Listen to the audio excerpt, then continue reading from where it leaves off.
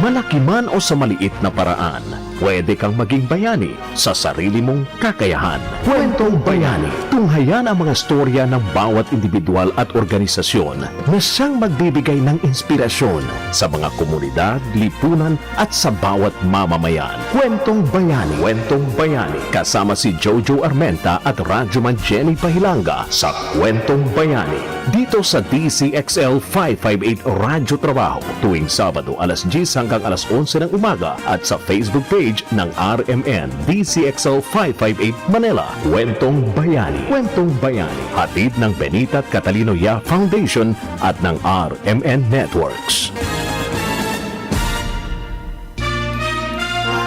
Malaki man o sa maliit na paraan, pwede kang maging bayani sa sarili mong kakayahan. Kwentong Bayani. Kwentong Bayani.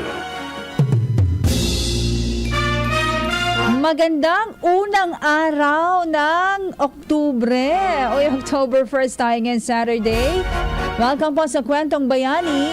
Sa ngalan po ng aking partner Jojo Armenta, partner get well soon. Namimiss ka namin ni Kuya Rod. Sige lang partner ha, dyan ka lang, dito lang kami. And since first day ngayon of October, naku maganda na naman ho ating pag-uusapan sa Kwentong Bayani. Social responsibility pa rin. At napakagagaling po na ating mga guest for today. And thank you to partner Jojo. Ayan, talagang super siya, no? Asikaso hands-on sa ating mga guest for this morning.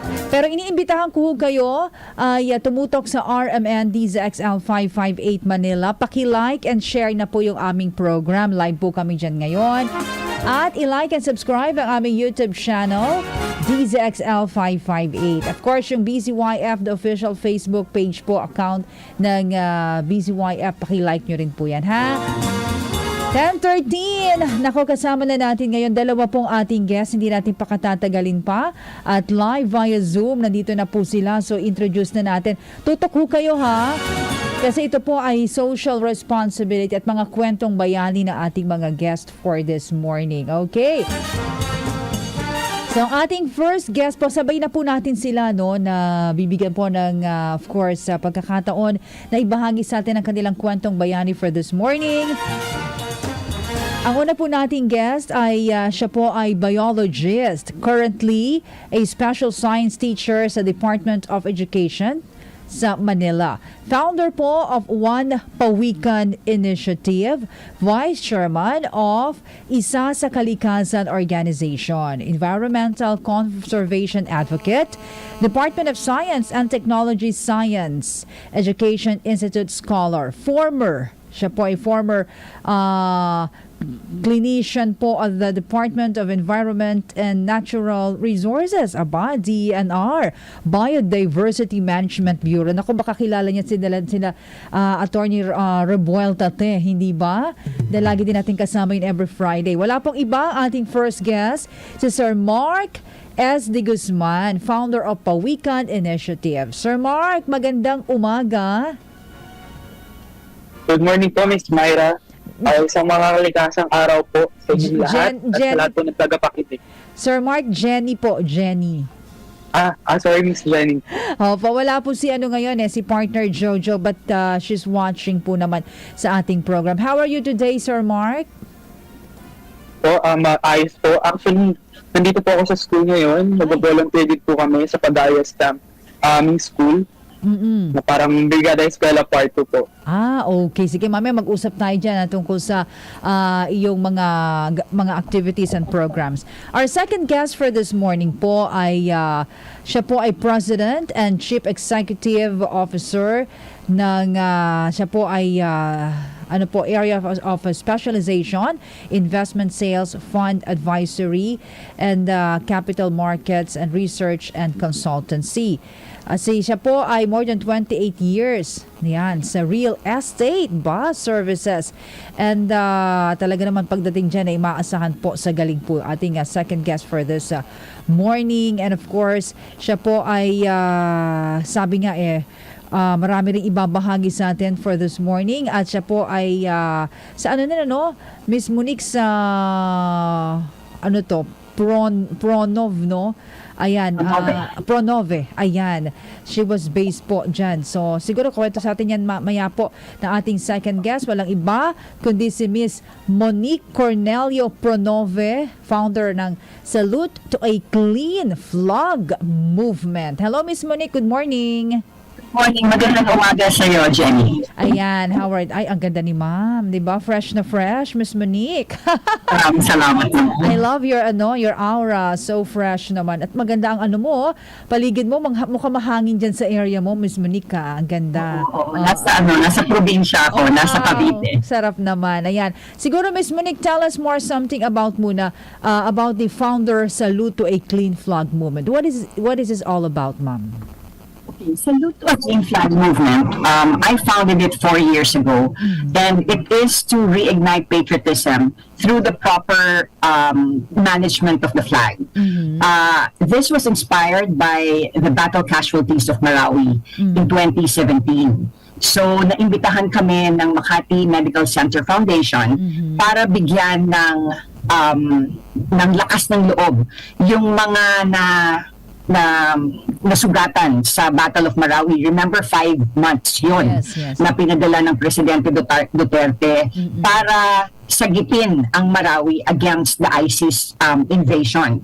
So, naimbitahan kami para bigyan ng lakas ng loob na yung mga battle casualties natin. It was around 1,500, and what we did was we got students from very exclusive schools who we knew were never exposed to real heroes, have never been to a military hospital.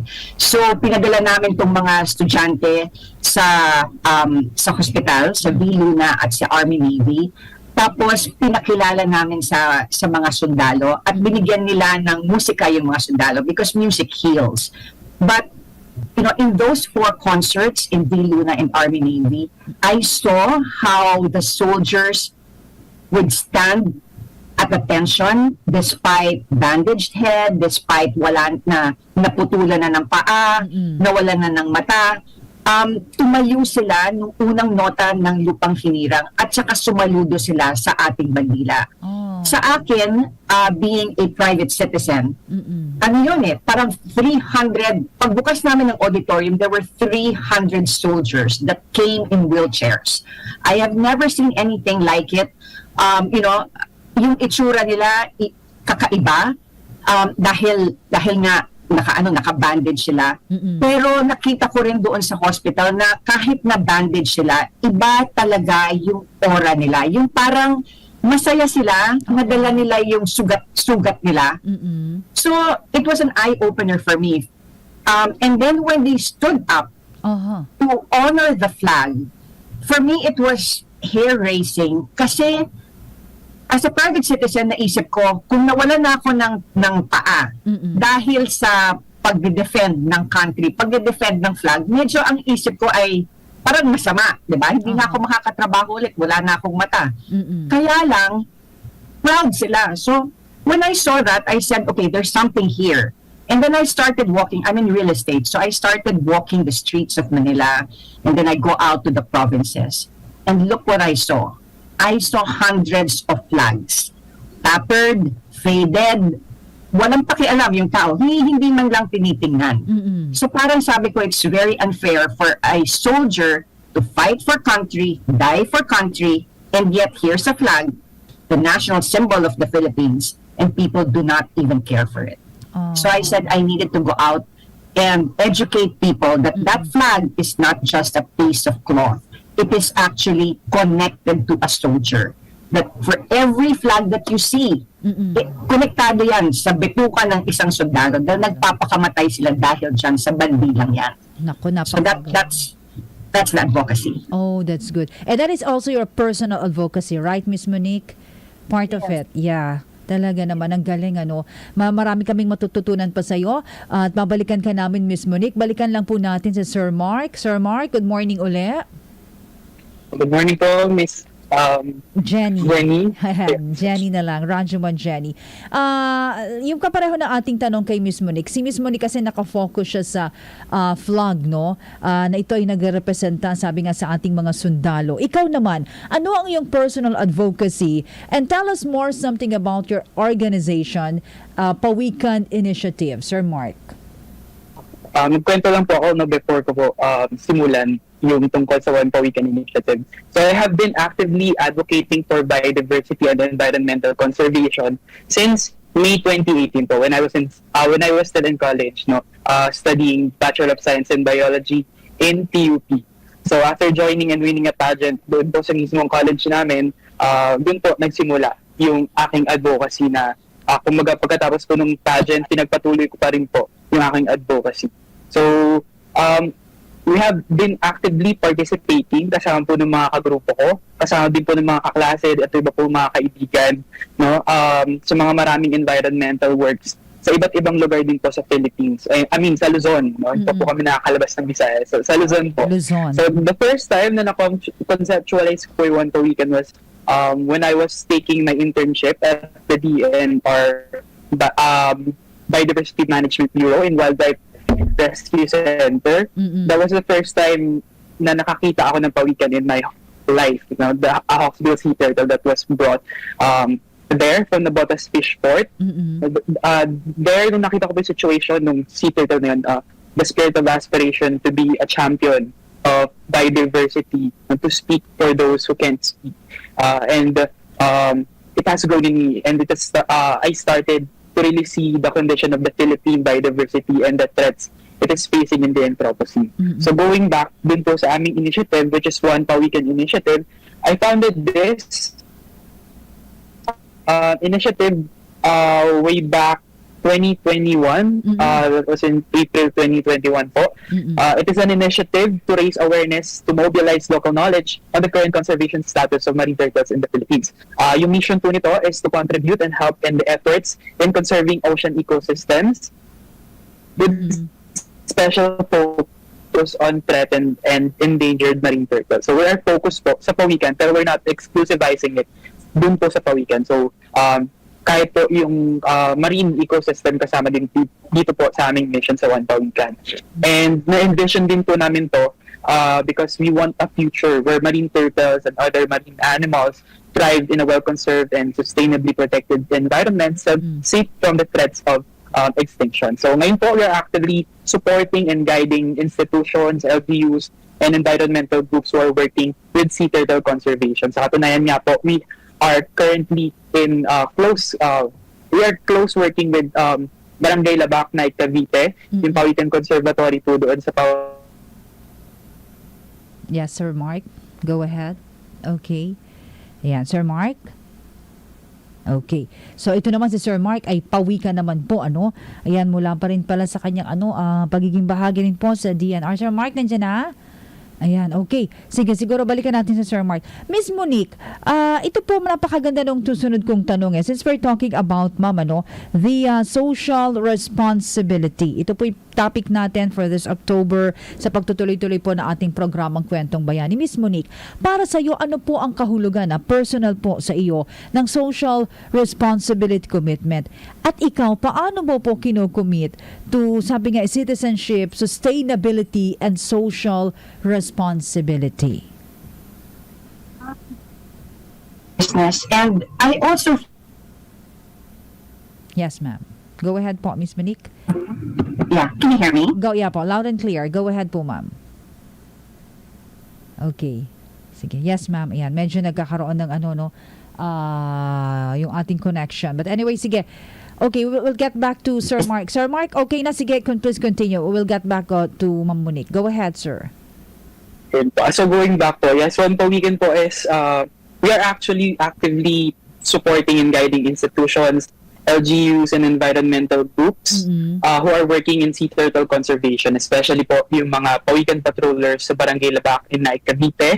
We are helping them to establish the Pawikan Conservatory in their area. So apart from working with them, we're also helping pawikan patrollers in Pawicare of San Narciso Zambales, and also we are also working actively with the Lumpinas OS Eco Rangers of San Fernando, La Union. So pare-pares po kami ng goal, no? This is to work in sea turtle conservation. So sa katunayan nga po, ngayon ay meron pong fundraising event na ginagawa ang the Lumpinas OS Eco Rangers, kasama po ng Bisikleta for Everyone, na kung saan yung pondo po na makakalap doon po sa proyekto nila ay gagamitin para sa sea turtle conservation.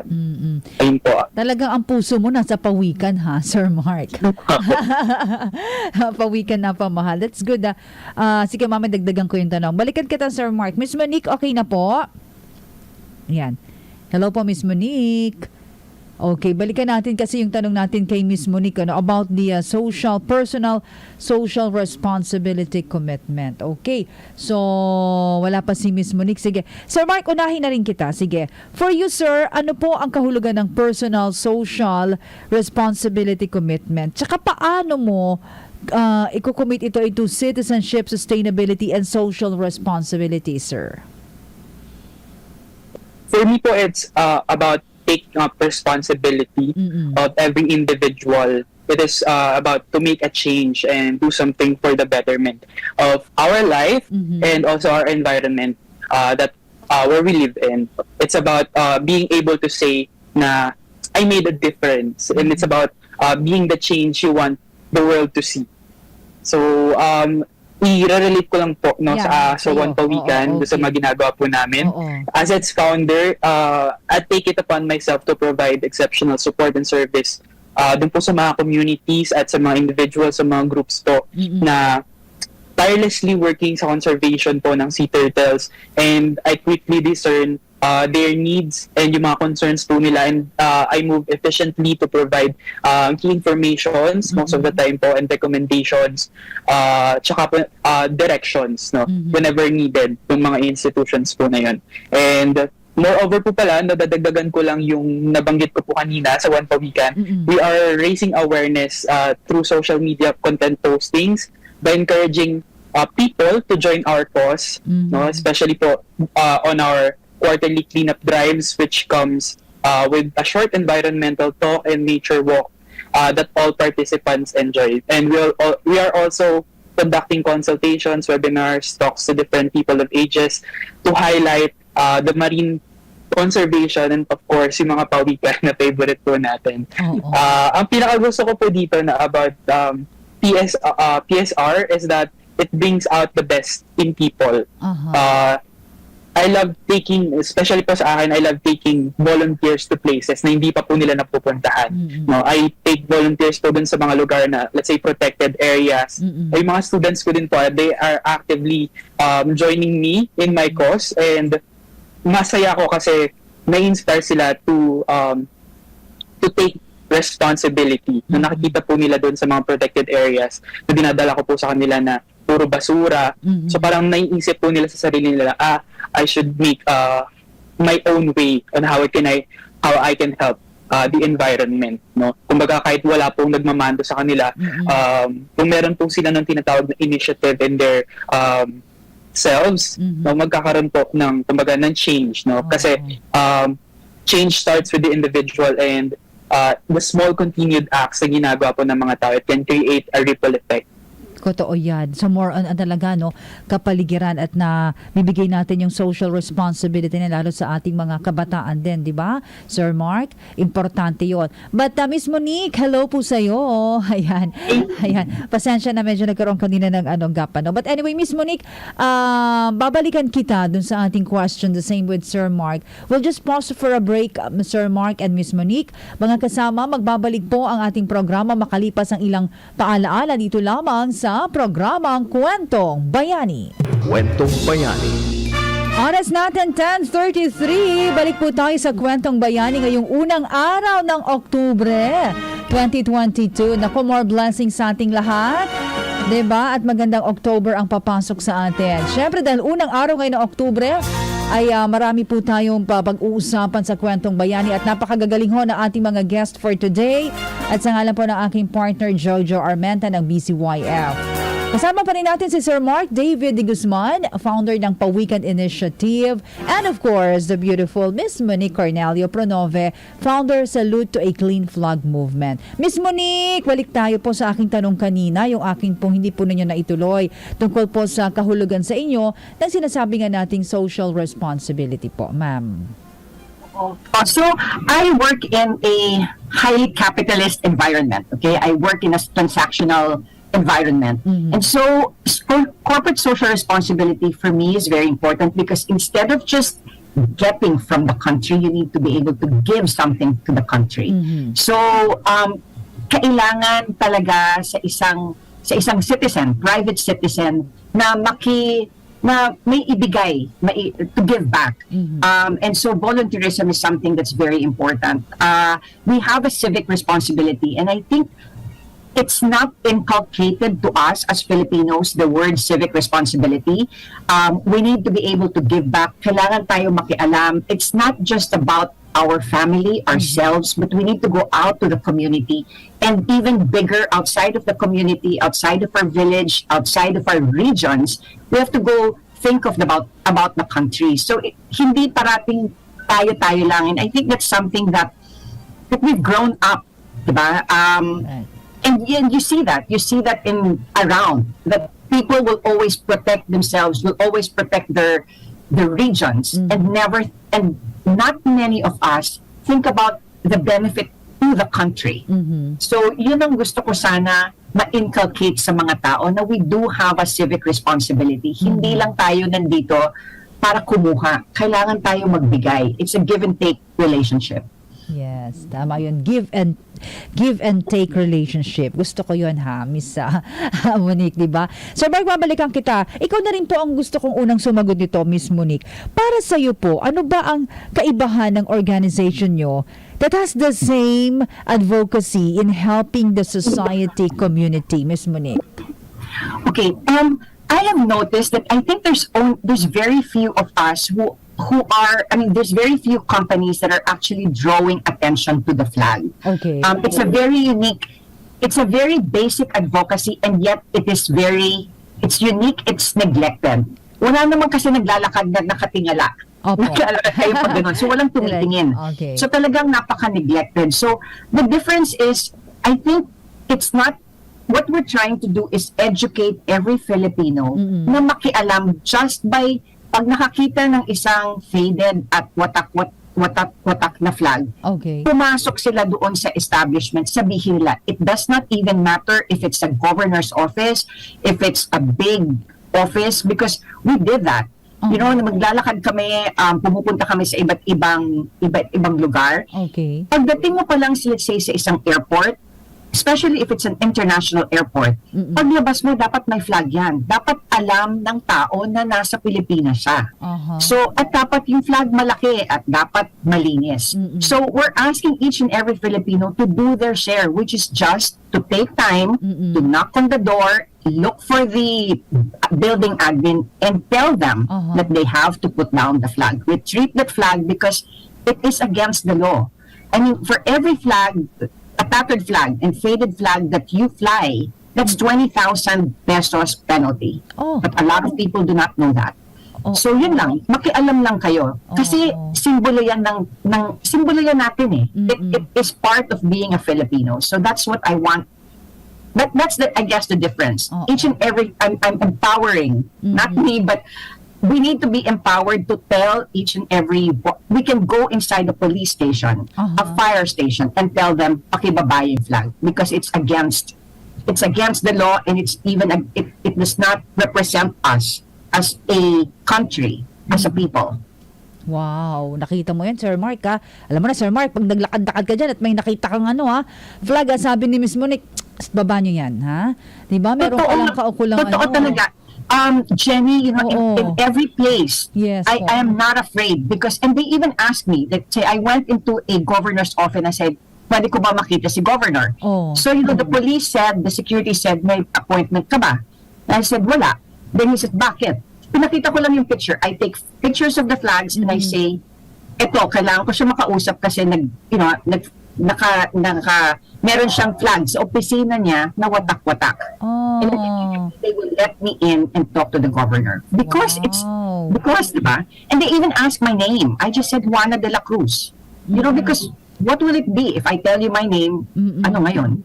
Right? Oo nga, I tama need naman, you to di put ba? down the flag. And I actually Galing. don't leave the space unless they do put down the flag. Kakaiba yung advocacy mo, Miss Monique ha, napapahanga kami ni Sir Mark ha, ayan. O ikaw naman Sir Mark, ayun, the same question with Ma'am Monique. Ano po ang kaibahan ng inyong organization that has the same advocacy in helping the society community, sir?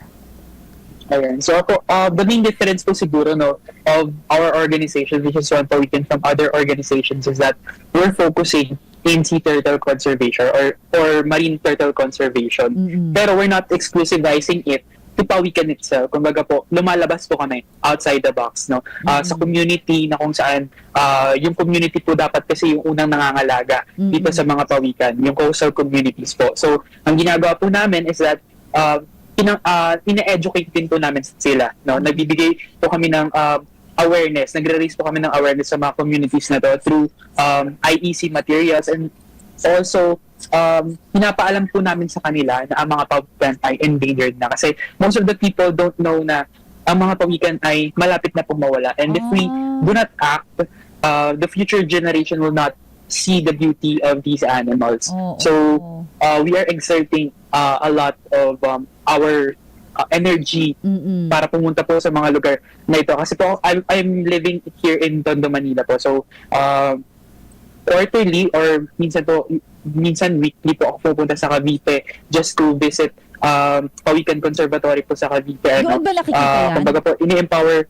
Yes po, Miss Jen. Doon nakikita yon, mas marami dyan, Pawikan sa Cavite Yes po. Conservatory. Bali po, kasi sa Cavite meron pong certain species ng pawikan na makikita, yung olive ridley sea turtle po. So, ito pong olive ridley sea turtle, ito po ay nagne-nest doon po sa may Manila Bay, and sa mga kalapit na lugar kagaya po ng sa Bataan po, ayan po yung mga lugar na kung saan nangingitlog itong olive ridley. So, ayun din po, lingid po sa kaalaman ng mga tao na meron po palang mga pawikan sa Manila Bay.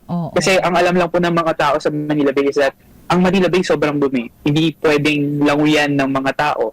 So ayun din po ang isa kasama po namin sa ina-advocate po namin is to promote Manila Bay, no? Yung po, kaya po meron kaming project, yung One with the Sea project, no? It's a cleanup drive, a series of cleanup drive na kung saan nabilibot po kami sa Metro Manila to conduct cleanup drives, and doon din po na pinapaalam po namin sa mga tao na kailangan po natin pangalagaan ng Manila Bay, kasi bukod po doon sa nakikita natin sa Rojas Boulevard, malaki pa po yung saklaw ng Manila Bay, and yun po hindi alam ng mga tao na meron po palang mga ganitong klase ng hayop sa Manila Bay, at masasabi po natin na buhay talaga ang Manila Bay. So, bukod po doon, no, sa mga sea turtle, mga marine conservation na advocate works po na ginagawa namin kagaya po ng cleanup drives, nakikipag-partner din po kami sa mga organizations kagaya po ng Bisikleta for Everyone, na kung saan nagsagawa po kami ng fundraiser event, yung One Ride One Pawikan Virtual Bike Challenge, na kung saan po yung fund po na nakalap namin doon po sa event na yun ay ginamit po namin para tulungan, at patuloy pa rin po namin na tinutulungan yung Barangay Labak doon po sa kanilang effort to save the sea turtles of Manila Bay in their area. Okay. Parang nababasa ko yung isip ni Miss Monique. Parang gusto niya sabihin, paki-describe mo nga sa amin ni Miss Jenny ang itsura ng pawikan. Mark. Ano ba? Ito ba'y kapatero? Ay, may nakita namin yung pagong ni Ma'am Monique. Yan ba yun? Ganun ba yun? Opo. Okay. Ang pawikan po ay isang klase ng pagong. Pero ang mga pawikan po ay makikita lang po sa dagat. Okay. Sa dagat pala si Miss Monique, ano? Ayun. Okay. Asa, malinaw na sa amin yan, ni Miss Monique. Okay, pawikan. Miss Monique, gusto kong tanungin, ikaw napakasipag mo. Diba, Sir Mark, si Miss Monique, umakit, sabi niya, dun sa governor. Papakala siya, Juana de la Cruz na lang siya, diba? But importante ba kung malaman pag ako yung pinakamagandang si Miss Monique? Hindi na importante yan, diba? Diba, Sir Mark? Miss Monique, anong rewards, diba? Ang nakukuha mo dito sa volunteering and serving the community as founder ng Salute to a Clean Flag movement? You know, it's very good for the soul.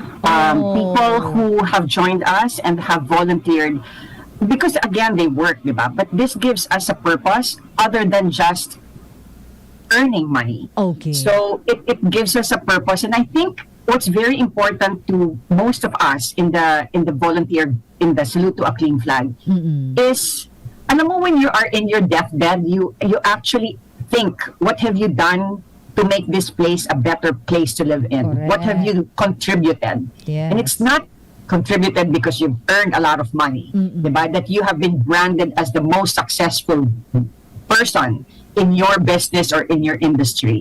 I mean, everybody can be successful if they want to, but I think this one is really personal. It's good for your mental health. It's good for your emotional health. It's really good for the soul. Oh, that's the word for the day, Sir Mark. It's good for the soul, di ba? Ganda naman nun. Ikaw, Sir Mark, ano bang reward na nakukuha mo dyan?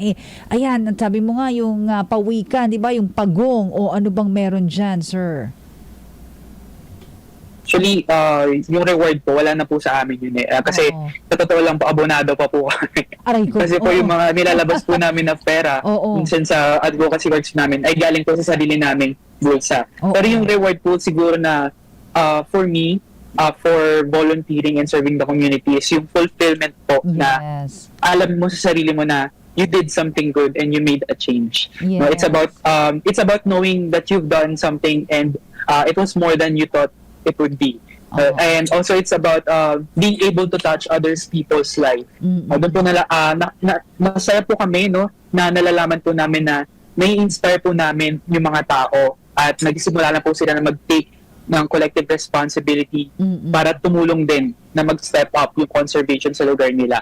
Ayun po siguro yung reward. And siguro bonus na lang po yung makakita ng pawikan in person, no? Makakita ng mga baby pawikan na pinapakawalan po namin sa mga dagat. It's an experience na kailangan malaman ng ma-experience ng mga tao siguro para mas lumago yung kanilang love for the environment, especially for sea turtles. Yaan mo, pag may time kami ni Miss Monique, pupuntahan namin yan. Saan nga yan? Sa Cavite? Sige po, sa Barangay Labac na Cavite po. Actually, this bare months po ay nesting season na po ng mga pawikan. So, if pwede po kayo, pwede po tayong gumawa ng event na kung saan mag-release po tayo ng sea turtles, no? Doon po sa dagat doon po sa Barangay Labac. Parte pa rin po ito ng Manila Bay. Siguro pag natutulog si Miss Monique, ang nasa isip niya, flag. Pag si Sir Mark po, pawikan. Magkaiba tayo ng ng mga nais na iparating sa ating mga kababayan when it comes to social responsibility. Pero hanga ko sa inyong dalawa, napakagaganda po ng inyong advocacy. Miss Monique, ano po ang payo mo doon sa ating mga kababayan na nanonood ngayon sa RMN Diza XL 558 Manila, sa ating YouTube channel, at sa mga nakikinig sa kanilang radyo ngayon, transistor, na actively gustong mag-participate in making difference and commit to personal social commitment. Ano po ang may papayo mo, Ma'am Monique? Maganda na makipag-partner. I mean, if you want to make it something big, if you want to, you should partner with government. Like, what we did was, when nakita namin yung mga flags na gutay-gutay, inisip namin, sino ba from government is in charge of the flags. And so we found out that the National Historical Commission of the Philippines is in charge of that. And meron tayong flag and heraldic code. So, pinuntahan namin sila, tapos sabi namin na magvo-volunteer kami. We will take charge of private sector, you take charge of the public sector. So, when you partner and have a MOA, then that seals your commitment. But you can move things bigger and faster because you have government with you. So yun, one thing is, you volunteer your time. Correct. That's what we did, and we also partnered with government. But the other thing is, I think at the end of the day, what I am personally thinking is, like sabi nga ni Mark, walang bayad to eh. There's no reward. We're not looking for reward. But personally for me, I'm you're saving your space in heaven. You know what I mean? Because there's no reward. You're not doing it for anything else but to make a difference and to make this place a better place. So it's really it's building your legacy. It's also saving your space in heaven. That's good. Very well said, Miss Monique. The same question, Sir Mark. Ano pong mapapayo nyo? Siguro po may papayo ko po sa mga tao, sa mga Filipino, especially po sa youth. Sabi nga po, ang kabataan ng pag-asa ng bayan. So we must step up and make our own ways, own small ways on how we can help the environment. Kasi even these small steps, kapag nagsama-sama to, it can make a big splash. So, and we all know that the government alone cannot single-handedly do all of these things, no, na pangalagaan yung kapaligiran, no. Kailangan makipag-partner tayo sa kanila. And sa government na naman and sa lawmakers, we should amend the laws, na especially the Republic Act 9147 or the Wildlife Resources Conservation Act. We must review the law, we must amend it, mas lawakan pa yung saklaw nito, and we must also kung magpapatawan natin na mas mabigat na parusa yung mga violators, no, yung mga poachers na palaging tumapatay ng mga pawikan, no, nagbebenta ng mga endangered species. And of course, yung small ways na binabanggit ko dito is to, number one, refuse the use of single-use plastic, kasi this is the main reason bakit maraming namamatay na pawikan because of the plastic pollution. We must urge the companies to provide us alternatives like papers, no? Yung mga biodegradable materials, no? We should demand for that. And of course, reduce our carbon footprints. We must also we must contact our lawmakers. We must ring the bells para mas marinig nila tayo. Correct. And kapag nasa dagat naman tayo, we should leave nothing behind, yung mga basura natin, lalo na sa mga tao na nagpupunta, yung mga beach goers, no? Iwasan po natin yung pagkakalat sa mga karagatan. And maganda po, yung pinakahuli siguro is that anywhere, anytime volunteer, kasi napakalaki po ng impact ng volunteerism. Kasi ito po ay yung nag-help na ma-mitigate yung mga problems, especially dun sa ocean debris or yun sa plastic pollution. Correct. And ayun po, kasi change starts with the individual, and kagaya po nung binanggit ko kanina, it can create a ripple effect kapag patuloy po na ginagawa ng mga tao ito. So ayun po, lastly, be the change you want to see. Okay, thank you Sir Mark. Miss Monique, any announcement? And na rin po, sabi sa amin, saan kami pwedeng mag-follow sa inyo sa social media para po naman maging bahagi din kami ng Salute to a Clean Flag movement. Go ahead, ma'am. Yeah, so tamang-tama kasi October 3 on Monday, we will have a flag ceremony in Luneta, in Rizal Park, Luneta at 7:30. So prior to Salute to a Clean Flag, the flag in Rizal Park, which is the country's main park, the flag was only raised twice a year, June 12 and December 30. And it was never open to the public because the president attends it. For security reason, it's not. But since 2019, with the partnership of Salute to a Clean Flag and the National Park Development Committee, the flag is raised every Monday. So it's open to the public. I'd like to invite everyone to please come and attend because it is a very moving event. I mean, you see the biggest flag in the tallest flagpole being raised in front of you by the armed forces of the Philippines. These are 30 men in uniform who raised the flag with us in the hallowed ground where Rizal, the monument of Rizal, is at your back, and in front is the flag. And you have the private sector and the public and the private sector there. We also take this chance to honor exemplary Filipinos who do things beyond their call of duty, because we want to inspire Filipinos to love their country through the actions of other Filipinos also. Okay, very well said. At lalike din namin yung inyong Facebook page na Salute to a Clean Flag Movement. Okay, Miss Monique, thank you. At saan ka namin i-follow naman ang inyong pa-weekend initiative, Sir Mark? Go ahead.